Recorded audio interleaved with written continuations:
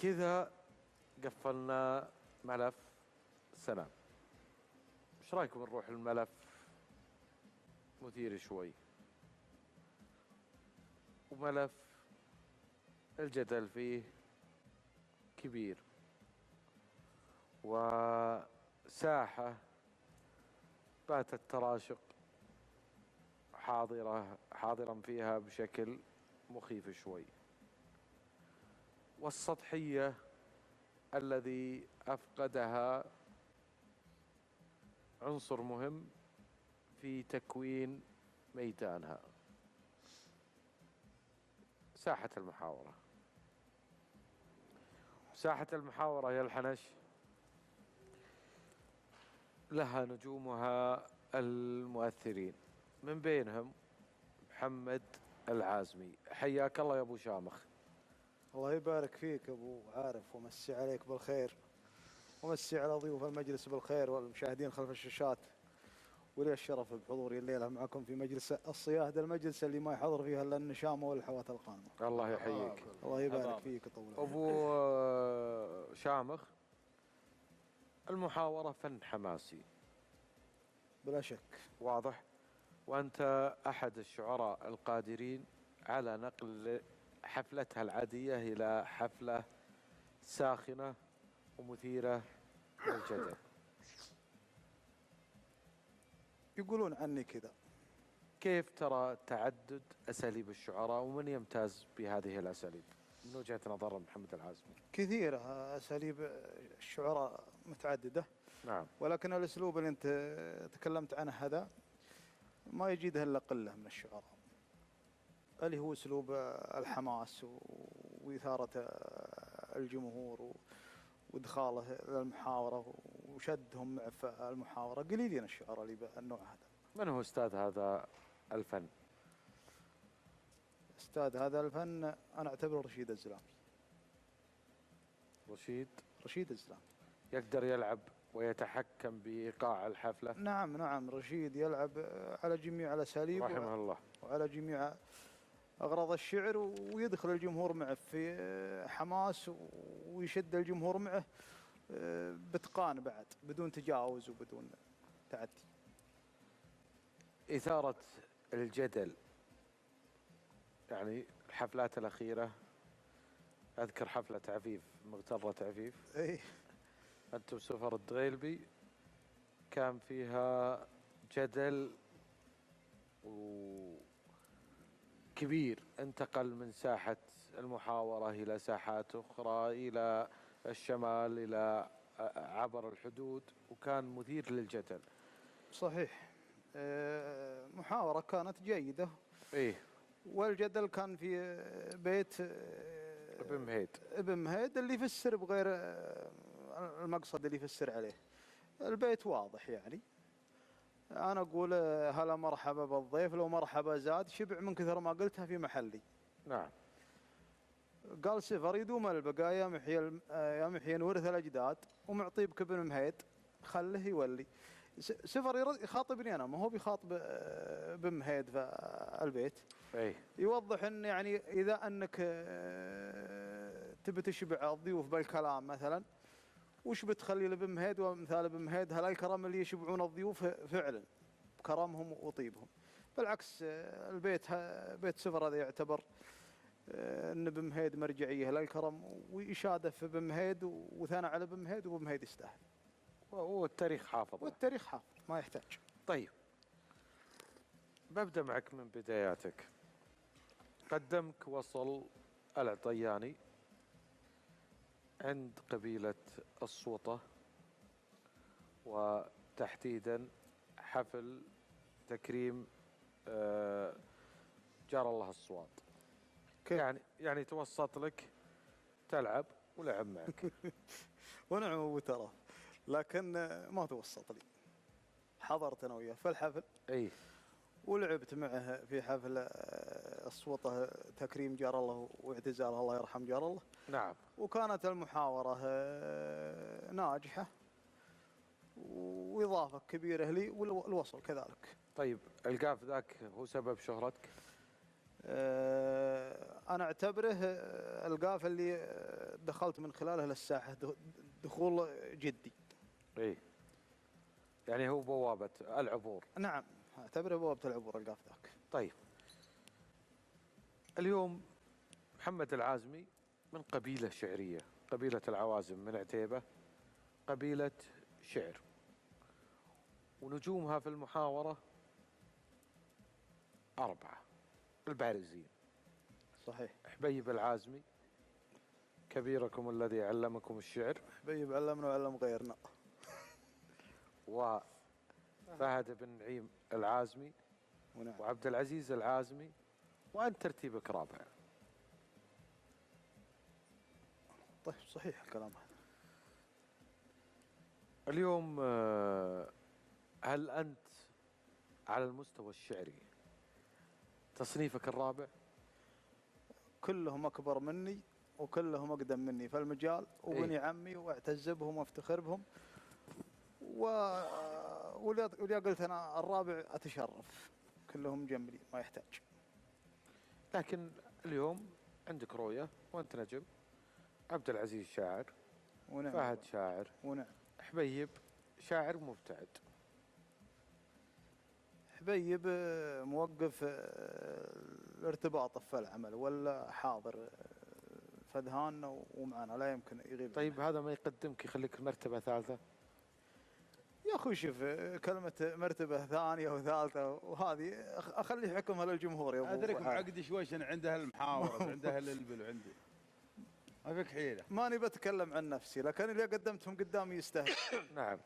طيب محمد بروح معك لجانب ثاني، المكاتب مع القصير تركي، و خلنا نقول ترك الميزاني، الشاعر ترك الميزاني، الشاعر الكبير ترك الميزاني، أي. و الشعراء اللي معه ما ابغى اقول حزبه. وبعدين مكتب القصير كان فيه محمد، بعدين راح التركي، وبعدين رجع للقصير. وش المشهد هذا؟ شوف ساحة المحاورة وحدة. ايه. وجميع الشعراء يلعبوا من حيث تطيب لهم الحفلات ومن حيث يلقونها. صحيح ان مكتب القصير مكتب كبير ويعتبر هو المنبر للشعر المحاورة. نعم. واغلب شعراء المحاورة مرتبطين عن طريقه. وصحيح ان تركي له منسق خاص في احتفالاته بحيث ارتباطاته. وكنت فترة من الفترات يعني ترتبط حفلاتك مع تركي بشكل كبير. أنا المنسق واحد. أنا أرتبط إلى الآن ما عندي إشكالية في الارتباط. أي. لكن في الفترة الأخيرة صار حضوري أغلبه في منطقة الحجاز، وأكثر تنسيق حفلاتي بعد عن طريق مكتب القصير. وتركي له منسق خاص، وعلشان كذا ممكن صارت الحفلات ما تجمعنا كثر ما كانت تجمعنا. أو خلاف؟ لا ما في خلاف. خلاف مصالح؟ ما في خلاف، لا مصالح ولا غيره. طيب أنت شاعر حيوي وملعبتك دايم حية، طاروقك اللي أنت فيه حي، لكن يقال أنك من الشعراء اللي ما يحفظ لهم بيت. من اللي يقول الكلام هذا؟ يعني نقاد. شوف شعر المحاورة يعتبر شعر وقتي. حلو.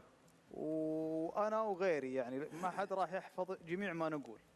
ليه أبيات تحفظ وليه أبيات ما تحفظ، مثلي مثل الشعراء اللي سبقوني من ضمنهم على سبيل المثال سعد بن جدلان ورشيد الزلامي من أعظم شعراء الجزيرة. تلقى الناس تحفظ لهم في المحاورة على بيت بيتين وأكثر ما يحفظوا لهم في النظم. يعني هذا رأيك؟ هذا رأيي. طيب اليوم محمد العازمي يا أبو راكان كان مع حزب القصير، بعدين راح الحزب، أو خلينا نقول حزب سفر الدغيلبي، بعدين راح الحزب التركي فترة من الزمن، وبعدين رجع الحزب التركي. يعني أنت اليوم تملك أسرار الحزبين. شوف يا أبو عارف، يعني تقول في تلعب على رؤوس الأفاعي، في يعني شاطر لك، ما تخاف قرصة مميتة؟ شوف أنا ما أعترف بالحزبيات أول شيء. إيه. والعب من حيث يطيب لي اللعب، ومن ألقى من زملائي اللي يستاهل إني أحضر معه والعب معه، ولا فيها فاعي ما فيها العوافي يا أبو عارف. لكن هذا شاطر لك. وشو؟ تلعب على رؤوس الأفاعي. أقول المن. ما ادري يمكن ما هو بشرط اني اقصد بها الشعراء، يمكن يقصد افاعي فعلا. حيايا يمكن. طيب، ندمت على ملعبة يا حبيب العازمي صورتك في الشاشة؟ ليش اندم عليها؟ هذيك اعتبرها من عطني قصتها كاملة وهالطاروق. هذه حفلة عند الربع يمكن عام 32 اتوقع. اي كنت قبلها يمكن ما حضرت انا وحبيب تقريبا 3 سنوات. اي والحفل كان عند الربع فيه مستر عصيمي الله يرحمه وحبيب وصقر سليم. حضرنا في الحفل وجاء الترتيب على انا وحبيب اننا نلعب مع بعضنا. وبدأت القى في هذا، وبالعكس القى في هذا انا اعتبره من النقلات بالنسبة لي. طيب ليش صارت عاد بعد الحفلة هي الحفلة الوحيدة بعدها؟ لا ما هو بالحفلة الوحيدة، حضرنا واجد بعدها كثير، بس عاد بحكم اني انا وحبيب من قبيلة واحدة اغلب الوقت يكون معنا شعراء من قبائل ثانية، فما يصير مجال ان نلعب مع بعضنا فقط لا غير. بس يعني بس. ما في خلاف؟ لا ما في خلاف. وش يجيب الخلاف بيني وبين حبيب شاعرنا وقدوتنا ورمزنا ولا له الاحترام والتقدير. يستاهل ابو فيصل. بالله يستاهل. كيف تشوف صداقة شعراء المحاورة؟ مثل البورصة، يوم فوق نسبة، ايه يوم نسبة حمراء تحت، ايه يعني ما هي على وتيرة واحدة. انا اشوفها مثل صداقة الاعلاميين بالضبط. الإعلاميين يعني الإعلاميين تجمعهم المصالح ايه وتبعدهم الأعمال ايه والأشغال، لكن أنتم اليوم هل تجمعكم المصالح؟ تجمعنا المصالح وتجمعنا الرجولة وتجمعنا الزمالة. اي وكل شيء يجمعنا يا ابو عارف، وتقربنا الحفلات وتبعدنا عن بعضنا. بس كيف أنت تشوف صداقتهم من داخلها من عمقها محمد؟ شوف يا ابو عارف، شعراء المحاورة قبل يكونون شعراء رياجيل شروها الوجيه، والرياجيل يحفظوا صداقتهم حتى لو ابعدتهم مثلا الحفلات عن بعضهم ولا المصالح عن بعضهم، كل يحافظ مقدار الثاني وكل يحافظ صداقته ولا بينهم العلوم الزينة. عاد عملهم في الميدان ولعبهم في الميدان هذا شيء روتين في الميدان لازم انه يصير. نعم. طيب خلني اروح معك الى التوجهات او تأثير برنامج التيك توك بشكل مباشر على شعر المحاورة.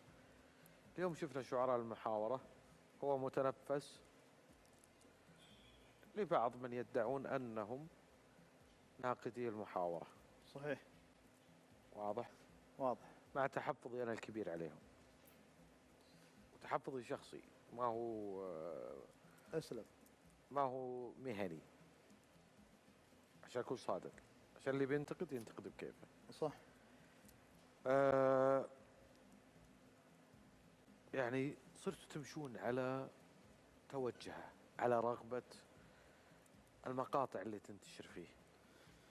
شوف يا ابو عارف، انا اقول لك شو اسمه اللي تكلمت عنهم اللي في التيك توك، بالعكس انا اشوف وجودهم صحي.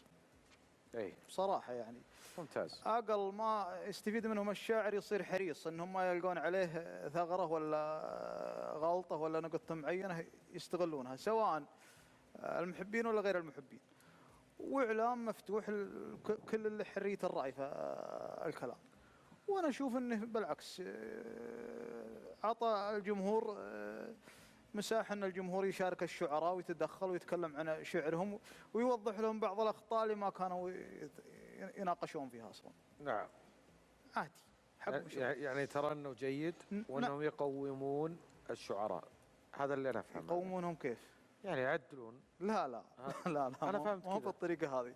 عدل مفهومك يا ابو عارف. اي انا اقول لك يعني خلوا بعض الشعراء يصيرون منتبهين ومصحصحين لما يقولون، حريصين يعني. نعم. طيب كيف انتهت ثنائيتك مع تركي الميزانية؟ ما انتهت، لكن كنتوا شبه ليلي. انا علمتك اني الان اغلب حفلاتي في الحجاز وتنسيق حفلاتي اغلبها عن طريق مكتب القصير. وسابقا كان يعني مكتب القصير هو اللي يبعدكم عن بعض. لا ما هو ببعدنا، تركي عنده منسق، تركي ما يرتبط طبعا عن طريق مكتب القصير. اي وعشان كذا صارت الحفلات ما تجمعنا كثر ما كان. وبالعكس أنا بس أول كان تركي عنده حفلات، عنده إلى الآن ويدعو دائم محمد ويطلبه بالاسم وداعم له. لا هل انتهى دور محمد العازمي؟ لا ما هم مع أول شيء توجهات تركي. أول شيء أنا والله لاني في حاجة تركي يدعيني ولا غيره من الشعراء اللي يدعوني أصحاب الحفلات، وحضوري مع تركي مثل حضوري مع زملائي الثانيين. نعم. وأنا ما بيني وبينها أي إشكالية. بكرة عندنا حفلة في الرياض. أنت وتركي؟ نعم. بس أول الأسبوع 3 مرات 4 مرات ممكن مقاطع فيديو لعبوا ورقة وبلوت. ما لها علاقة في المحاورة. لا يعني حتى العلاقة الشخصية كانت يعني علاقة مختلفة. العلاقة الشخصية محفوظة والود محفوظ والمقدار محفوظ. وبالنسبة للمحاورة ممكن رغبة الجمهور ما عادت مثلها من أول من كثر ما حضرنا مع بعضنا. طبعا تعرف إذا كثر الحضور بين الشعراء يصير في فتور شوي. طيب محاوراتك مع السناني محمد السناني أي دايم يعني تتسم بالحرص الشديد منك، هل هو خوف من السناني أم ماذا؟ شوف محمد السناني من أخطر الشعراء اللي مروا على ساحة المحاورة، والرجل اللي ما يقابله بحرص وشراسة بعد ممكن يضحي فيه محمد. يعني محمد دوره اليوم للشاعر الغير مركز معه انه يأثر عليه. نعم يوقعك وانت ما فطنت لعمرك. محمد شاعر خطير وصاحب حجة قوية وصاحب اقتناصات الأهداف حول الشاعر نفسه دائما، ودائما يضرب على نقاط حساسة. يزعج. نعم مزعج بزيادة. طيب يذكر الله الخير أبو تركي. كان معنا معتق العياضي. اي ونمسيه بالخير ابو منير. يستاهل ابو منير. كان له راي جريء جدا، يقول ان ملفي المورقي قلت موهبته. ملفي المورقي قلت موهبته؟ اي كيف ترى حديث ابو منير؟ والله انا اشوف معتق ما اوفق في هاي الكلمه. ملفي المورقي وانا اخوك رمز من رموز الساحه وعمود من عمدانها الثابته.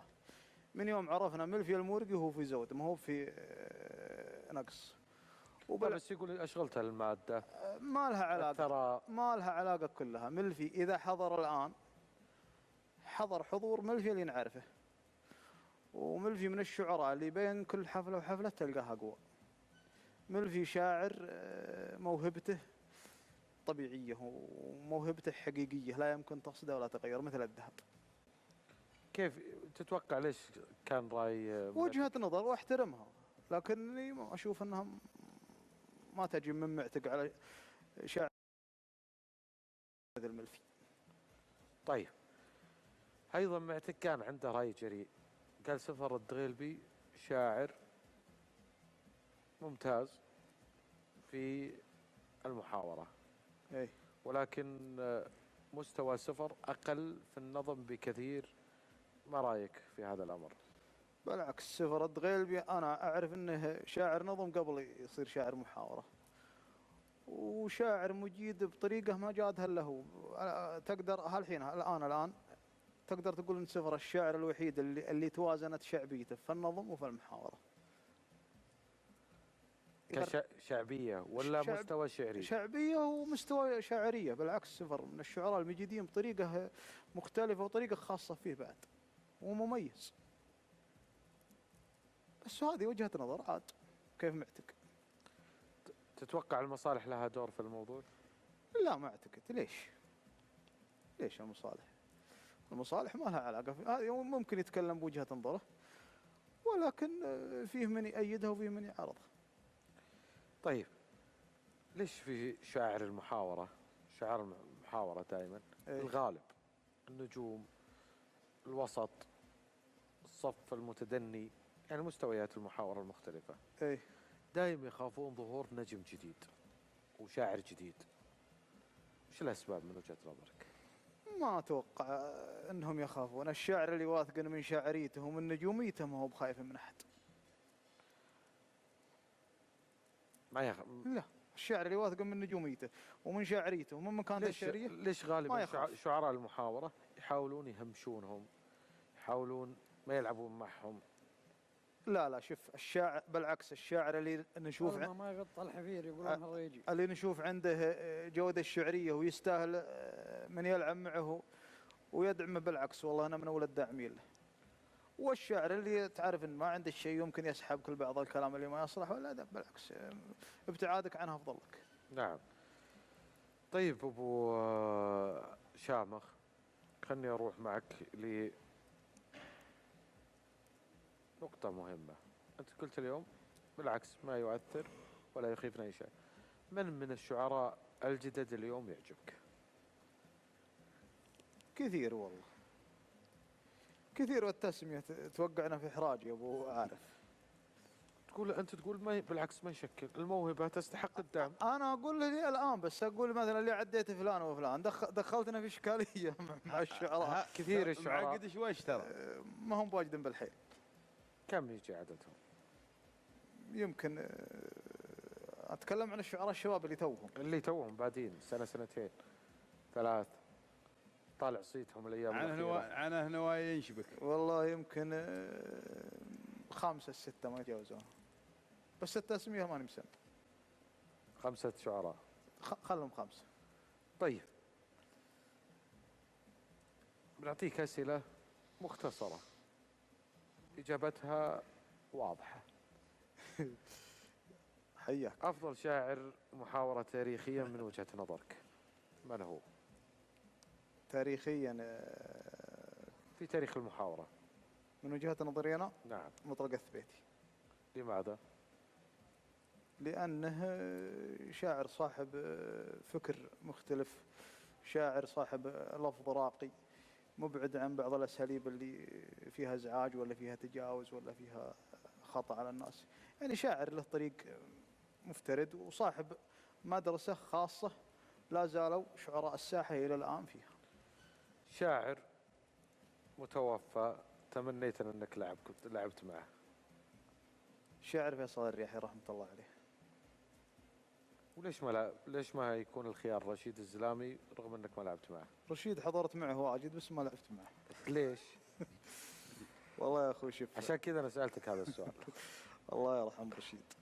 رشيد من الشعراء طال عمرك اللي ممكن خصوصا كان يشكل خطر على الشعراء الشباب. وانا التقيت رشيد في بدايتي طبعا، وكان اسلوبي فيه اندفاع شوي وحار شوي. ورشيد من الشعراء اللي ممكن يقول لك بيت ينهيك تماما، وكنت اهابه بصراحه. كنت اخاف رشيد الزلمه. اي بالله اخاف، واللي ما يخاف من رشيد ما يعرف الشعر. طيب، شاعر يتغير عليك بين الصفوف ويصبح شخص آخر مختلف. تغير كيف؟ يعني اليوم صديقك بس بين الصف خلاص. كل الشعراء اللي يجوا من الصفوف ما عادهم كل الشعراء هذه شخصيتهم سمتهم؟ الأغلب شعر المحاور الحقيقي. لكن من الأشرس بين الصفين؟ والله كثيرين ما تقدر تسمي. الأشرس ليس باللفظ لكن بالأسلوب، بالمعنى. يا أخي شوف، الشاعر من يوم يجي بين الصفوف خلاص خلص صداقة على جنب وخلص كل شيء على جنب. أنا في موقف خصمة لازم تطبقها بحذافيرها ولا ما أنت بشاعر محاورة. شاعر لا ترغب أن تلعب معه إلا إذا أجبرتك الظروف، من هو؟ عطني اسم. أكيد. والله ماني بمسمي يا أبو عارف، لكن الشاعر اللي ما أحب ألعب معه الشاعر اللي لا يحترم الشعر ولا يحترم الشعراء، هذا ما أحب ألعب معه. ولا يعرف قيمة الشعر ولا يعرف قيمة الشعراء. كثير؟ لا بالشرك ما هم بواجد. كم عددهم؟ ما هم بواجد. كم عددهم؟ قليلين بالحيل، يمكن 2 3. لا بس من أي ناحية؟ إنه ما يعرف قيمة الشعر والشعراء. هل هو من ناحية؟ لا أنا أقصد عشان تفهم سؤالي أبو أسلم. هل هو من بمعنى أنه يعني شاعر مبدع ولكن ما يحترم خصمه؟ لا المبدع ولا من عدم قلة إبداع؟ ينحرف عن المسار. لا شاعر قال قبل شوي خصمي يخلي الصداقة على جنب. شاعر يرخص الكلام، وبالعربي الشاعر اللي ينزل ينزل في الكلام، يحدك على كلام أنت في غنى عنه. هذا اللي بقولها لك. يعني أنت تتكلم قبل شوي تقول نخلي الصداقة على جنب ونبدا في الخصومه في اللعب. خصومة شعر. انا بوصل لك المعنى. خصومه الشعر انت تقصد يعني ان الشاعر يتمتع بشرف الخصومه بالعربي. هي خصومة حجة يا اخي. حجه. الله. ولكن انت كلامك الحين عن اللي لا ينزل على المستوى ويستقل الفرصه. صحيح. ممكن يجي يلقى الشاعر فلان من الناس شاعر مشهور ومعروف، ممكن يقول انا بسوي على حسابه إثارة ولا جدل ولا ويتجاوز عليك بأي شيء. هذا يحرجك. اما ان تركته قالوا عنه قال له ان تركته شانه وان طحته رديت عليه قالوا والله قدر يسحب لسانه وخلاه يغلط والشاعر معتبر نعم وله قيمته. شوفوا وقتها شوف اللعب في القلطه كونها ارتجاليه الله يعينك.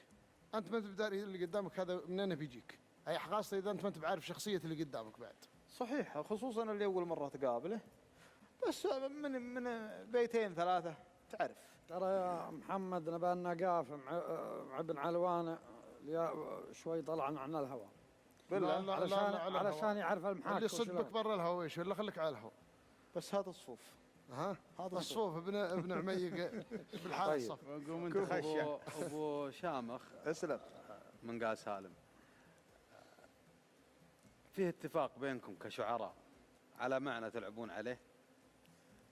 كيف اتفاق يعني؟ يعني قبل وانتم جايين للحفل ولا شيء نشوف احنا الشعراء حضرنا اكثر مناسبه يجون سوا بسياره واحده يروحون بسياره واحده ويلعبون احيانا المعنى يكون غائب عن الجمهور، يجلس الجمهور ما هو عارف وش اللي يدور بين الشاعرين. واحيانا يكون المعنى سطحي. خلني اقول لك ما يحتاج الشاعر المتمكن ما يحتاجون يتفقون على معنى، خصوصا اللي يعني عارفين اساليب بعضهم وقد يلعبوا مع بعضهم باستمرار. نعم. رغم ان انا اشوف من وجهه نظري حتى لو اتفقوا على الموضوع افضل. والله يعني مثلا يقول عندنا قضيه اليوم خلينا نناقشها افضل يطلعوا لهم ماده الشعريه افضل من انهم يتخالفون وكل واحد يروح يغني له. طيب سؤال مهم. يتفقون انت معك انهم يعرفون درب بعضهم صح، وهذا يعني قد يوافقك الجمهور وقد يختلف معك لانك تخل بركن من اركان المحاوره اللي هي المعنى وايضا حرفيه الشاعر اللي ممكن انه يلتقط المعنى ويدافع عنه. انا اقول لو اتفقوا اشوف ان ما فيها شيء، لكن انا اقول كيف تشوف الشعراء اللي يبيتون الابيات؟ لا اللي يبيت عنده اعتبر عنده نقص. طيب في مقدرته الشعريه. ابو شامخ طالما انهم ما يتفقون مثلا وجاء احد وطرق له طاروق من زملائكم الشعار وحط معنى فيه والشاعر ما استوعب المعنى اورد بناقضه معنى هذا، هل يجي ينبه زميله ولا ممكن ينبه ببيت ينبه، لكن بشكل شخصي ودي بينهم ما ينبهه؟ لا، خصوصا اذا كان ما في علاقه ولا توه يعني اي ما ينبه.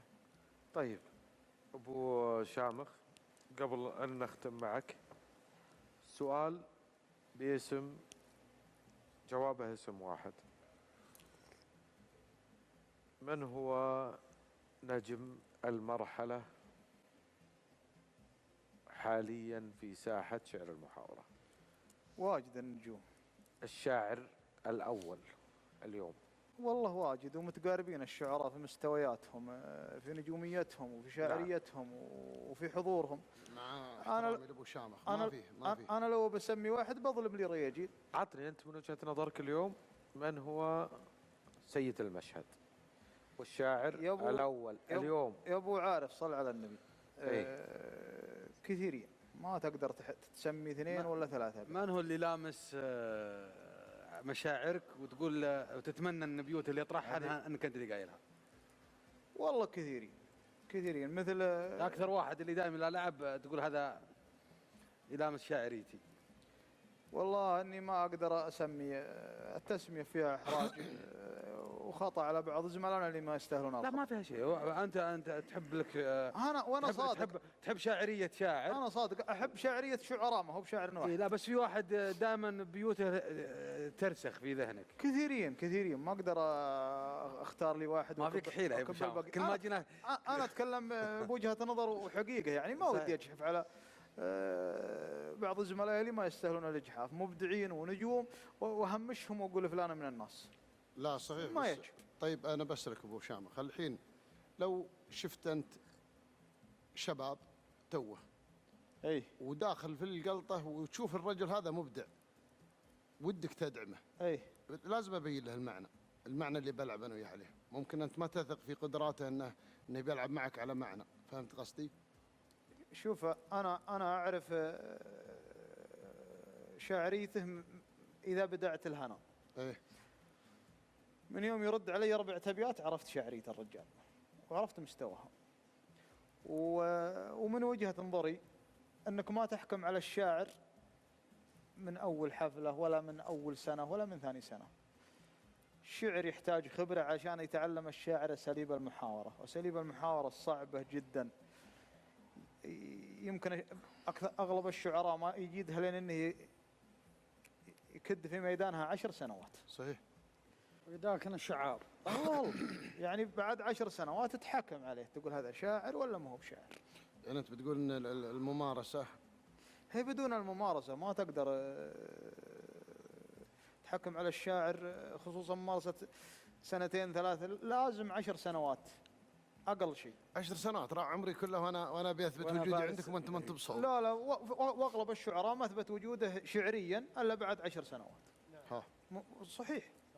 هذه موهبة وتنمى مع كل فكرة. خصوصا اللي يجي شباب يغني عمره 15 16 هذا يبي له وقت علشان يتعلم ويحتك بالشعراء ويعرف الأساليب ويعرف الطرائق. بس تتفق معي أبو شامخ، قبل أنا أذكر كلكم تذكرون، والله إني أذكر قبل لا صار فيه قلطة في المنطقة الفلانية دقنا سلف ورحنا لها. اليوم ما فيه الوهج. اليوم خلاص الجوال موجودة فيه. لا ما هو على الجوال. التلفزيون موجودة فيه. إيه لا ولا والله قبل عنالها من قل ما فيه. صل على النبي. سم اللهم صل. كلامك صحيح، من أول كانوا الجمهور يتعنون وكان لعب خلني أعلمك، اللعب صح لي الآن والمحاورة في زودي للآن. لكن من أول يتعنون يوم ما في وسائل تواصل ولا يقدرون يصلوا إلى المحاورة إلا يروحون يشوفونها على ميدانها. الآن أغني في جدة واللي في الكويت يتابعني واللي في قطر يتابعني واللي في الإمارات يتابعني، وإن كانت تتكلم على جماهيريتها فجماهيريتها الآن دبل ما كانت بضعاف. ورغم ذلك أبو شامخ التواصل إنه مثل شغفها قبل يا أخوي فيه لعب وفيه معنى. الحين مثل ما تفضلت كثر اللغط فيها، كثر الأمور فيها وكثرت مشاكلها. قبل ما فيها مشاكل من الحين. شوف المحاورة هذه هي من يوم أنها نشأت فيها الجدال وفيها الحماس وفيها الإثارات وفي أمر طبيعي جدا وكل كلام يجي فيها. لكن الآن لها شغف وجماهيرها تبي تعرف جماهيرها. شوف المشاهدات بس في التواصل تلقاها بالملايين مشاهدات المحاورة. من أول يحضر الحفلة 1000 ولا أكبر حفلة يحضرها 2000 شخص في ليلة وانتهت. أقوى الفتل ولا النقد؟ لا الفتل. نعم الفتل. والله من نقد بعد قوي. النقد قوي للشاعر، كل شاعر متمكن بيجيد النقد. كل شاعر متمكن من المحاورة يقدر يجيد النقد، لكن الفتل وقيادة الطروق صعبة جدا، وهذه ما يقدر عليها إلا الشاعر القيادي. من هم الشعراء القياديين؟ واجد. سم لي القيادي الأول. يا ابو عارف انت تحددني على تسميه لا ضروري اليوم انا واحد شاعر قياديين. ترى ابو شامخ هذا ابو شامخ ما يحتاج مزاجكم. احنا نبغى الشاعر القيادي الاول اللي يجي الحفله قادها وقوم صفوفها وقوم جمهورها والله ووصلها الغمام. شوف كثيرين انا عطني واحد، ما ابغى كثيرين ابغى واحد منهم. في وقتنا ذا نعم. حبيب العازمي. حبيب غدا مخرج لجميع الشعراء. ما نزع على ابو فيصل وكفر. هذا صحيح. هذا صحيح. ما قلنا الا حق يعني. ويستاهل ابو فيصل، بس كل الشعراء هذا جوابهم. خلني اعلمك. نزه عليك حلان وحلان. خلني اعلمك. حبيب انحضر مع شعراء كبار نجح الحفله، وانحضر مع شعراء مبتدئين نجح الحفله. بس عقب حبيب وهو كفو ابو فيصل، عقب حبيب ما في شاعر جاء عقب حبيب يقول انا القادم مو بقوه. واجد. فهمت قصدي؟ هذا اللي اقوله. اخر لعب لحبيب في الحجاز في الطايف. اي هو السناني. هو السناني وهو سفر. والسناني وسفر، لكن جاء بينه وبين السناني طاروق يخلد التاريخ. جاء بينه وبين السناني طاروق مثل ما قلت، وجاء بينه وبين سفر بعد طاروق مثله ولا اقوى بعد. لا بس ترى سفر سيف ما يحب سفر.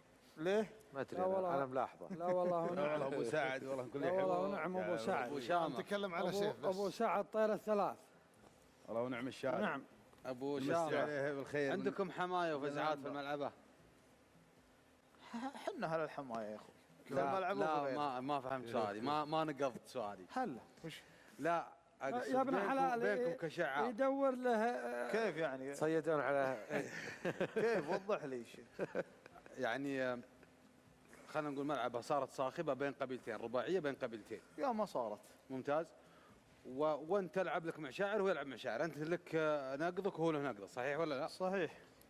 لو خويك ولا رفيقك ولا ابن عمك اللي هذا ضيع ولا جات الفكرة مناسبة عندك تلقمه المعنى او الطرف الخيط اذا صار ابن عمي ايه وهي بالله بعلمه ولا اني بداس راسي فيه. تعلمه بيت على طول. يمكن اعطيه البيت كامل بعد.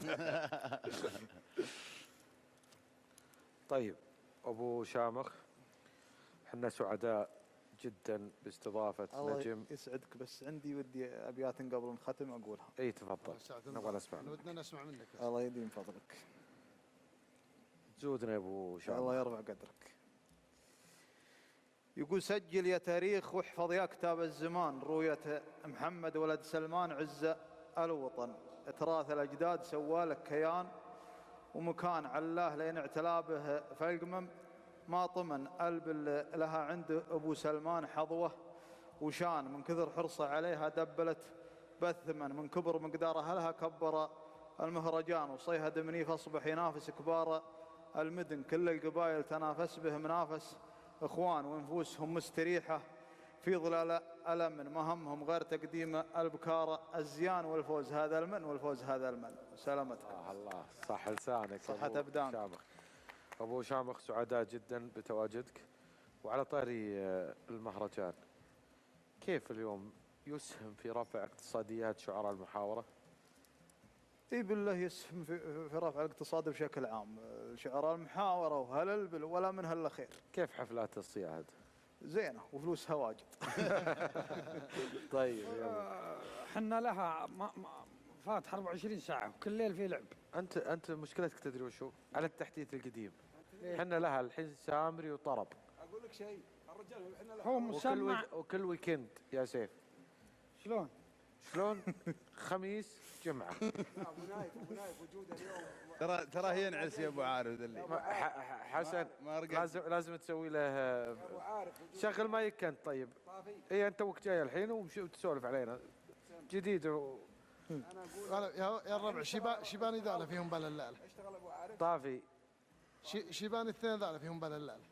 والله ما ادري عنهم. الرجال يقول حنالها اعطوني سيف ويشغل مايك مطلق لانه متعود على الطلوع. صار يعرف يطفي المايك ويشغله مخرج. انا مراكيني بس خلاص يكفي يا سيف. خلاص يا سيف. يا سيف خلاص يا اوديو خلاص اشتغل المايك. والله انه اشتغل يا سيف. سولف. انا اقول وجود ابو نايف للحين طافي بس تروح تغير ما لاحظتني. قلت كلام عني، يقول ابو نايف وجود ابو نايف مستشار في نادي البل ينفع شعار محاور يضيف هو ادب النفس. لا ما يحتاج سيف انت احنا جاي من دكه. شلون جاي من دكه؟ ما ادري عنه. بس الرجال ما توحونه. ابو عارف سيف اليوم متعدد المواهب من البارح هو متعدد المواهب. والله متعدد اخراج اصلا من بعد شوط سيف الملك. اصلا من شوط سيف الملك لون الصفر وهو متعدد المواهب. وبن علوان لا ما هو مضبوط. لا طيب قال لي كم ليل جاينا انا وياه هلبل ويقول له ما جيت معه. طيب انا بعلمك خبر سالفه الرجال اللي يقول هذه. طيب يا ابو سلمان والله. ابو شامخ نشكر لك حضورك معنا وقبول الدعوة. العفو، طال عمرك وتشرف، وحق واجب، والله يبيض وجهكم جميعا. الله يحييك. الله يطول عمرك. طيب وش رايكم نروح نشوف أجواء الصياهد؟